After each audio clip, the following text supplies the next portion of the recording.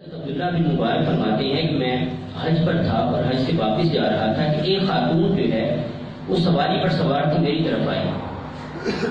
تو جب میری طرف آئی تو میں نے اس کو سلام کیا، اس نے میرے سلام کے جواب میں کہا سلام قولا من رب الرحیم، سورہ یاسین کی آیت پڑھ کر سنا۔ تو میں اس کے اس سلام کے جواب سے سمجھ گیا کہ اس نے مجھے میرے سلام کا جواب دیا ہے۔ میں نے اس سے پوچھا کہ آپ کدھر سے آ رہی ہیں؟ تو اس نے جواب میں کہا وَأَتِمُّ الْحَجَّ وَالْعُمْرَةَ لِلَّهِ، یہ بھی قرآن کی آیت ہے۔ تو اس کے اس جواب سے میں سمجھ گیا کہ یہ حج کر کے آئی ہے۔ تو میں نے اس سے پوچھا کہ آپ ادھر کیا کرنے آئی ہیں، ادھر کیا کام ہے؟ تو اس نے جواب میں کہا مَن يُضْلِلِ اللَّهُ فَلَا هَادِيَ لَهُ، کہ جس کو اللہ رب العزت گمراہ قرار دے اس کو ہدایت کون دے سکتا ہے؟ تو میں حیران کہ میرے اس سوال کے جواب میں بھی اس خاتون نے قرآن کی آیت پڑھ کر سنا دی۔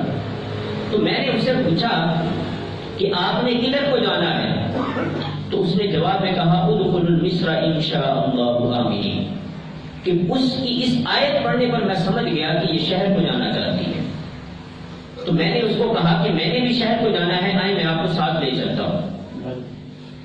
جب میں نے یہ بات کی تو اس نے جواب میں کہا وَأَحْسِنُوا إِنَّ اللَّهَ يُحِبُّ الْمُحْسِنِينَ، بھلائی کرو، اللہ رب العزت بھلائی کرنے والوں کو پسند فرماتا ہے۔ یہ بھی قرآن کی آیت ہے، قرآن کی نص۔ کہتے کہ میں نے اس کی سواری کی نکیل پکڑی اور میں چل پڑا۔ راستے میں جا رہا تھا کہ میں نے عربی اشعار پڑھنا شروع کر دیا۔ کہا کہ جیسے ہی میں نے عربی اشعار پڑھے تو اس نے اس کے جواب میں کہا فَقْرَؤُوا مَا تَيَسَّرَ مِنَ الْقُرْآنِ، کہ تم قرآن کی تلاوت کیوں نہیں کرتے؟ قرآن پڑھو جو آسانی سے پڑھ سکتے ہو۔ کہتے کہ میری حیرت کون پڑ گئی کہ یہ خاتون کون ہے؟ کہا کہ میری جب یہ حیرت پڑی تو میں نے سوچا کہ چلے میں اس سے پوچھتا ہوں اس کے گھر والوں کے بارے میں، یہ کون ہے، یہ خاتون کہاں کی ہے اور یہ چاہتی کیا ہے، اس کے بیک گراؤنڈ کیا ہے۔ جب یہ معلوم کرنا چاہا اور میں نے اسے گھر کی تفصیلات پوچھنا چاہی تو اس نے جواب میں کہا لا تسألوا عن اشیاء ان تبد لکم تسؤکم، یہ بھی قرآن کی آیت ہے۔ تو کہتے کہ اس کے اس سے میں سمجھ گیا کہ وہ مجھے گھریلو معاملات نہیں بتانا چاہتی۔ پھر میں نے اس سے پوچھا کہ یہ شہر میں جا رہی ہے لیکن کس سے ملنا چاہ رہی ہے؟ تو میں نے جب اس سے یہ پوچھا تو اس کے جواب میں اس نے کہا المال والبنون زینۃ الحیات الدنیا۔ کہتے کہ میں اس کے اس جواب سے سمجھ گیا، یہ بھی قرآن کی آیت ہے۔ کہتے کہ میں اس جواب سے سمجھ گیا کہ اس کے پاس مال بھی ہے اور اس کی اولاد بھی ہے۔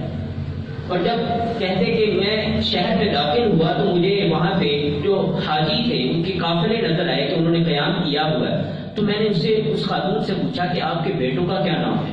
تو اس نے کہا ابراہیم و اسماعیل و اسحاق، یہ قرآن کے الفاظ۔ تو جب میں یہ سنا تو سمجھ گیا کہ اس کے بچوں کا یہ نام ہے۔ اس شہر میں داخل ہوتے ہی وہ جو حاجی قیام پذیر تھے میں نے وہاں بلند آواز سے ان کے بیٹوں کا نام لینا شروع کر دیا۔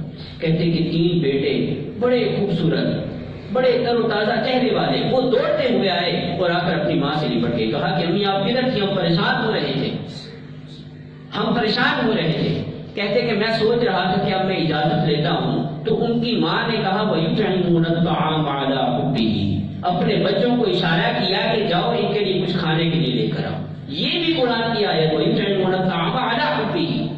اور پھر کہتے کہ جب وہ بچے پھل لے کر آ گئے اور آ کر پھل میرے سامنے رکھا تو میں نے ان سے معذرت کی کہ میں نہیں کھا سکتا۔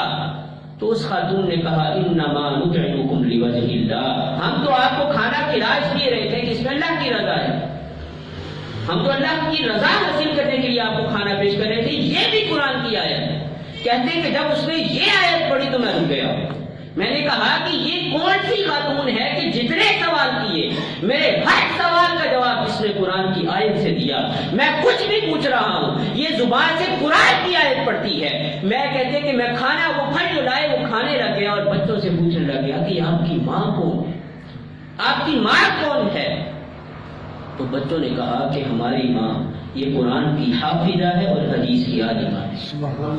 قرآن کی حافظہ ہے اور حدیث کی عالمہ ہے۔ جب سے ہماری ماں نے یہ بات پڑھی ہے کہ قیامت کے دن سب سے زیادہ وہ لوگ جہنم میں جائیں گے جو اپنی زبان کا صحیح استعمال نہیں کرتے، کہتی کہ تب سے 20 سال گزر چکے ہیں، ان سے جو بھی کلام کیا جاتا ہے اس کے جواب کے اندر قرآن کی آیت ہر سوال میں